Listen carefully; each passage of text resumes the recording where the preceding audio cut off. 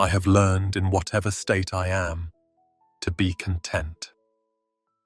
Philippians 4, verse 11. These words show us that contentment is not a natural propensity of man. How true is the saying, "Ill weeds grow apace," when applied to man.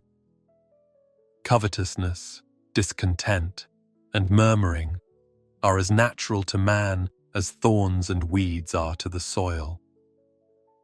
We need not sow thistles and briars. They come up naturally enough because they are native to earth. Likewise, we need not teach men to complain. They complain fast enough without any education. However, the precious things of the earth must be cultivated.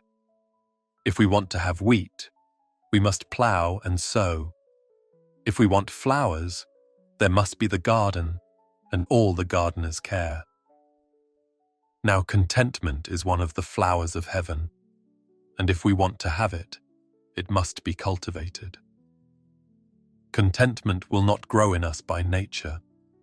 It is the new nature alone that can produce it. Yet even then, we must be especially careful and watchful that we maintain and cultivate the grace that God has sown in us.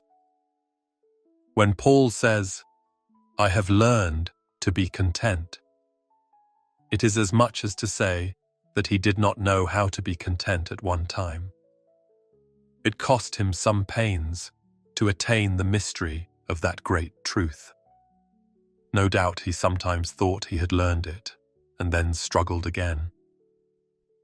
And when at last he had attained unto it, and could say, "I have learned in whatever state I am to be content," he was an old, grey-headed man, upon the borders of the grave, a poor prisoner shut up in Nero's dungeon in Rome.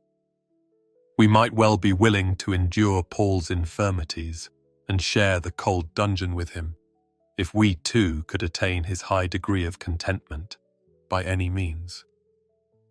Do not indulge the notion that you can be content without learning, nor learn contentment without discipline. Contentment is not a power that may be exercised naturally, but a virtue to be acquired gradually.